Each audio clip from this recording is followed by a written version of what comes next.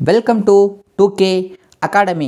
நண்பர்களே, நம்ம இந்த வீடியோவில் என்ன தகவலை பற்றி பார்க்க போகிறோம் அப்படின்னா, டிஎன்பிசியில் அரசியலமைப்பு அப்படி இந்திய ஆட்சியல் அப்படின்ற டாபிக் வந்து கேட்கப்பட்ட முக்கியமான வினாக்களை தான் பார்க்க போகிறோம். அதில் நம்ம குடியரசுத் தலைவர் மற்றும் துணை குடியரசுத் தலைவர் தொடர்பாக கேட்கப்பட்ட வினாக்களை பார்க்க போகிறோம் நண்பர்களே.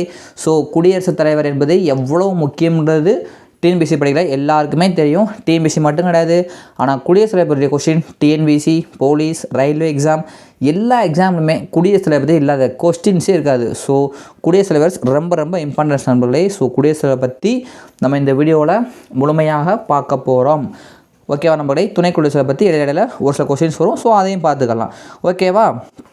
வாங்க வீடியோக்குள்ளே போகலாம். நீங்கள் நம்மளோட சேனல் சப்ஸ்கிரைப் பண்ணாமல் பார்த்தீங்கன்னா சப்ஸ்கிரைப் பண்ணிட்டு பாருங்கள். இதுக்கு முதல்ல நம்ம குடியுரிமை ரிலேட்டடாக வந்து ஒரு வீடியோ போட்டிருந்தோம். சப்போஸ் நீங்கள் அதை பார்க்கலன்னா நான் டிஸ்கிரிப்ஷனில் லிங்க் கொடுக்குறேன், அதை தொட்டு குடியுரிமையும் பார்த்துக்கோங்க. ஓகேவா நண்பர்களே? ஸோ வாங்க பார்த்துடலாம். இந்திய அரசியலமைப்பின் விதி டேஷ் பாராளுமன்ற உறுப்பினருக்கான தகுதிகளை பற்றியதாகும் அப்படின்னு கேட்டாங்கன்னா 84. நம்ம குடியரசு பற்றி தான் பார்க்க போகிறோம். 2-3 கொஸ்டின் வந்து கொஞ்சம் மாற்றி இருக்க மாதிரி இருக்கும். அதுவுமே பாலிட்டி தான். ஸோ அதை வந்து பார்த்துக்கலாம், எக்ஸ்ட்ரா தரல கூட. இந்திய அரசியலமைப்பின் விதி 84 பாராளுமன்ற உறுப்பினருக்கு தகுதிகளை பற்றி குறிப்பிடுகிறது. ஓகே நண்பர்களே, 84 என்பது பாராளுமன்ற உறுப்பினரின் தகுதிகள் பற்றி குறிப்பிடுகிறது. சரியான விடை பார்த்துக்கோங்க. அடுத்த கொஸ்டின், இது கண்டோன்மெண்ட் வாரியத்தின் தலைவர் யாரால் நியமனம் செய்யப்படுகிறது? ஜனாதிபதி அல்லது குடியரசுத் தலைவர். ஓகேவா? கண்டோன்மெண்ட் வாரியத்தோட தலைவர், அந்த வாரியம் இருக்குல்ல, அந்த தலைவர் யாரால் நியமிக்கப்படுறாங்கன்னா குடியரசுத் தலைவர் தான் நியமிப்பார். ஜனாதிபதினாலும் குடியரசுத் தலைவர்னாலும் ஒன்று தான். ஆப்ஷன் டி என்பது சரியான விடை. இந்திய குடியரசுத் தலைவர் ராஜ்யசபைக்கு, ஓகேவா, ராஜ்யசபைக்கு எத்தனை உறுப்பினர்களை நியமனம்? 12 பேர். இது 9th புக்கில் இருக்குது, 6th புக்கில் இருக்குது, 10th எல்லா புக்லையுமே இருக்குது. ஸோ பார்த்துக்கோங்க, 12 பேர் வந்து ராஜ்யசபைக்கு. ஆப்ஷன் ஏழுக்கு 2 எதுக்கு நியமிப்பார்? மக்களவைக்கு வந்து நியமிப்பார். ஓகேவா நண்பர்களே? ஸோ பார்த்துக்கோங்க, அது வந்து மக்களவைக்கு 2 பேர். இது ராஜ்யசபைனா என்னது? மாநிலங்களவை. மக்களவைனா லோக்சபை அப்படின்னு சொல்லியிருப்போம். ஸோ அதுக்கு வந்து 2 பேர், இதுக்கு வந்து 12 பேர். இதுக்கு வந்து விடை ஆப்ஷன் டி 12 பேர் தான், ஞாபகம் வச்சுக்கோங்க.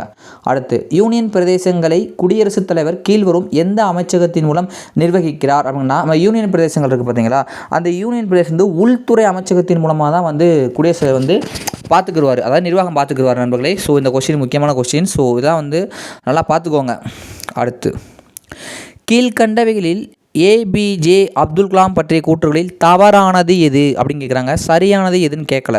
ஓகேவா? இவரும் குடியரசுத் தலைவராக இருந்தவர். அதனால தான் அவரை பற்றி எத்தனாவது குடியரசுத் தலைவர்னா 11வது குடியரசுத் தலைவர். ஸோ அதனால தான் வந்து கேட்டிருக்காங்க. இவர் 15 அக்டோபர் 1931 பிறந்தார். இது சரியான கூட. ஆமாம், அக்டோபர் 15 அது மாணவர் நாள். தமிழில் புக்கில் படிச்சிருக்கோம்ல, ஒரு பிறந்த நாள். ஸோ அதனால் மாணவர் நாள்னு சொல்லி கொண்டாடுறோம். ஸோ பிறந்தது ரைட்டு.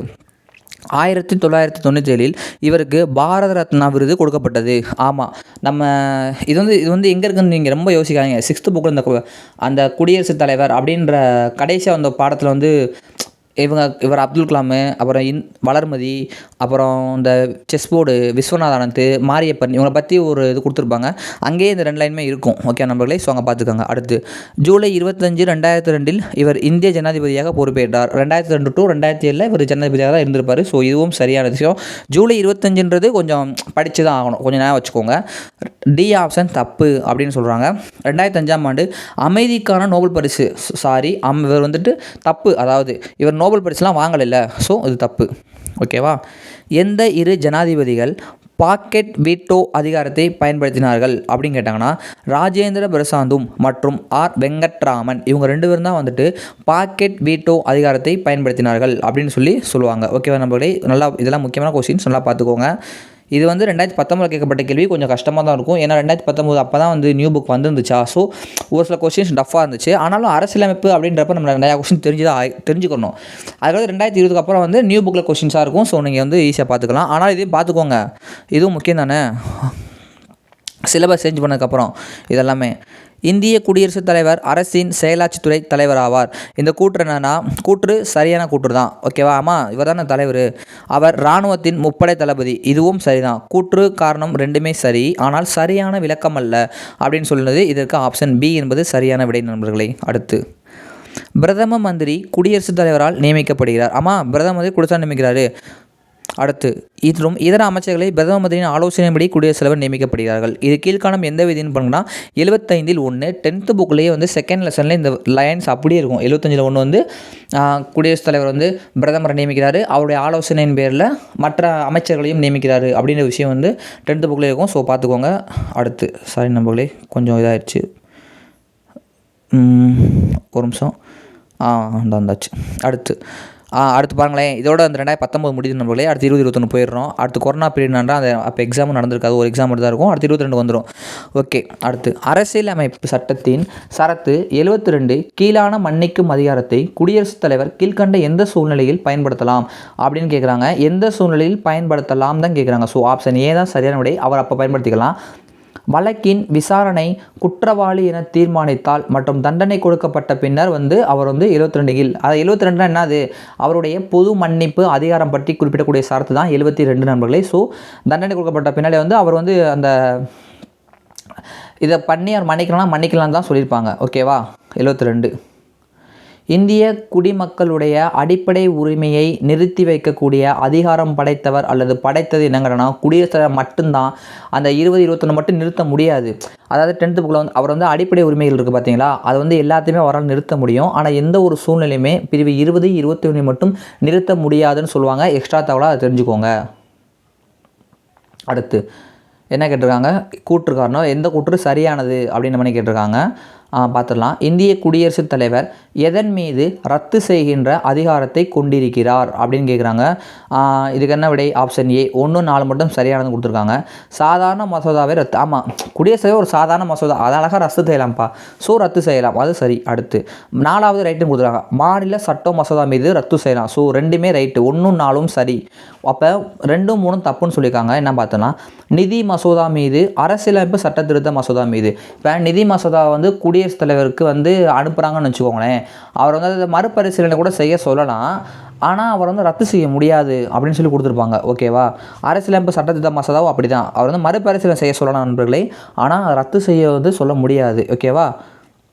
அடுத்து இந்திய அரசியலமைப்பு சட்டத்தின் 78வது சரத்தின் கீழ் பாரத பிரதமரின் கடமையாக சொல்லப்படுவது எது அப்படின்னு கேட்டாங்கன்னா அமைச்சரவையின் அனைத்து முடிவுகளையும் குடியரசுத் தலைவருக்கு தெரிவிப்பார். அதுதான் மெயினான ரோல் அவர் பண்ணுறது. நம்ம பிரதமர் இருக்கார்ல, இப்போ நம்ம மோடி இருக்கார்ல, நரேந்திர மோடி அவர்கள், அவருடைய மெயினான வேலை என்னது அப்படின்னு பார்த்தோம்னா அவருடைய கடமை அப்படின்னு கேட்டாங்கன்னா பிரதமருடைய கடமை பற்றி குறிப்பிட சரத்து என்ன கேட்டாங்கன்னா 78. அவருடைய கடமை என்னது அப்படின்னு கேட்டாங்கன்னா அமைச்சரவையின் அனைத்து முடிவுகளுமே குடியரசுத் தலைவருக்கு இவர் தான் தெரிவிப்பார். அமைச்சரவைக்கும் குடியரசுத் தலைவருக்கும் இடையே ஒரு பாலமாக செயல்படுவார் அப்படின்னு சொல்லியிருப்பாங்க. ஸோ பார்த்துக்கோங்க. அடுத்து பின்வரும் எந்த விதிகள் ஜனாதிபதி மற்றும் பிரதம மந்திரியின் உறவுகளை விவரிக்கின்றன அப்படிங்கிறனா விதி 74, 75, 78. ஓகேவா. 74 வந்து 74 பிரதமர் வந்து நியமனம் பற்றி குறிப்பிடும். 75 பிரதமர் நியமனம் பற்றி குறிப்பிடும். அதுவுமே கிட்டத்தட்ட ஒரே மாதிரி தான் வரும். 78 பிரதமருடைய கடமைகள் பற்றி குறிப்பிடும். ஸோ இது 3 தான் வந்து பிரதமருக்கும் ஜனாதிபதிக்கும் அந்த உறவை வந்து சொல்லக்கூடிய விதிகள் அப்படின்னு சொல்லலாம். ஓகேவா நண்பர்களே. குடியரசுத் தலைவர் நீக்குதலுக்கு உரிய அறிவிப்பில் கையொப்பமிடும் அவை உறுப்பினர்கள் யார், அதாவது எத்தனை பேருன்னு கேட்குறாங்க. இப்போ அவருடைய பதவி நீக்கம் பற்றி குறிப்பிடக்கூடிய சரத்து அப்படின்னு கேட்டாங்கன்னா 61 என்பது சரியான விடை. ஞாபகம் வச்சுக்கோங்க. அதன் அடிப்படையில் அந்த அறிவிப்பில் கையொப்பமிடும் அவை உறுப்பினர்களை பற்றி கேட்டாங்கன்னா என்ன அப்படின்னா 4ல் 1 பங்கு உறுப்பினர்கள். ஓகேவா. 4ல் 1 பங்கு உறுப்பினர்கள் வந்து கையெழுத்து போட்டாலே வந்து அந்த அறிவிப்பை வந்து அவங்க வெளியிடலாம் அப்படின்னு சொல்கிறாங்க. ஓகேவா. நல்லா பார்த்துக்கோங்க. அடுத்து கீழ்கண்ட கோற்றை கருதவும் அண்ணா சொல்லியிருக்காங்க. சரியான விடையை வந்து கேட்டிருக்காங்க. இந்திய அரசியலமைப்பு சட்டம் பாராளுமன்ற அரசாங்க முறையை நிறுவியது. ஆமாம், நம்ம நாட்டில் நாடாளுமன்றம் இருக்குல்ல. ஓகேவா. அடுத்து பிரதமர் அரசாங்கத்தின் தலைவர், இதுவும் ரைட்டு. குடியரசுத் தலைவர் அரசின் தலைவர், பிரதமர் அரசாங்கத்தின் தலைவர். ஸோ 1, 2 சரி. 3ஆம் கொஸ்டின், 3வது கூற்று குடியரசுத் தலைவர் அரசாங்கத்தின் தலைவர், இது வந்து தப்பு. குடியரசுத் தலைவர் அரசின் தலைவர். அடுத்து குடியரசுத் தலைவர் உண்மையான செயலாட்சி அதிகாரம் கொண்டவர். உண்மையான அதிகாரம் கொண்டவர் பிரதமர் தான். குடியரசுத் தலைவர் பேரளவுக்கான அதிகாரம் தான். ஸோ எல்லாமே பார்த்த கொஸ்டின் தான் நண்பர்களே. ஸோ இதுக்கு விடை என்னென்னா 1 மற்றும் 2 சரி. ஆப்ஷன் ஏ என்பது சரியான விடை. இந்திய ஒன்றியத்தின் பாதுகாப்பு படைகளின் மீதான உயர் தனி ஆணை அதிகாரம் யாரிடம் உற்றமைந்திருக்கிறது அப்படின்னு கேட்டாங்கன்னா ஆப்ஷன் ஏ குடியரசுத் தலைவர்கிட்ட தான் வந்துட்டு எல்லா அதிகாரமே இராணுவம் முதற்கொண்டு இருக்குது அப்படின்னு சொல்லி நம்ம இந்த வீடியோவில் பார்க்கலாம். ஸோ நண்பர்களே, குடியரசுத் தலைவர் ஒரு முக்கியமான டாபிக். அதனால் 2 பார்ட்டாக வந்து அதை பிரித்து பார்க்கலாம் அப்படின்ற மாதிரி தோணுச்சு. ஸோ அதனால் இது ஃபஸ்ட்டு பார்ட்டிங்க ஒரு 10 மினிட்ஸில் வந்து முடிச்சுக்கலாம் அப்படின்னு முடிச்சாச்சு. ஸோ நெக்ஸ்ட் பார்ட்டில் நம்ம மிச்சம் எல்லா கொஸ்டினுமே சேர்த்து பார்க்கலாம். நீங்கள் இன்னும் குடியுரிமை பார்க்காம வந்தீங்கன்னா டிஸ்கிரிப்ஷன் லிங்க் கொடுக்குறேன், குடியுரிமை தொட்டு பார்த்துக்கோங்க. குடியரசுத் தலைவர் வந்து ரொம்ப முக்கியம். இதுவரையும் பார்த்தது 2021. ஸோ ரொம்ப கொஞ்சம் இந்த கொஸ்டின்ஸ் வந்து கொஞ்சம் டஃப்பாக தான் இருந்திருக்கும். இதுக்கப்புறம் பார்க்க போகிறது 2022 இந்த வந்துச்சு பார்த்தீங்களா. இது வந்து எப்படின்னா புது புக்கில் வந்து மேக்ஸிமம் கொஸ்டின்ஸ் வந்து கேட்டிருப்பாங்க. அதனால் வந்து ஈஸியாக இருக்கும். ஸோ ஒரு சில கொஸ்டின் தெரியலைன்னா நீங்கள் ஒன்றும் தெரிஞ்சுக்கோங்க, அவ்வளோதான். பாலிட்டியை பொறுத்த வரைக்கும் எக்ஸ்ட்ரா தரலாம் படித்து தான் ஆகணும். ஸோ பார்த்துக்கோங்க நண்பர்களே. அடுத்த வீடியோவில் வந்து மீட் பண்ணலாம். தேங்க்யூ.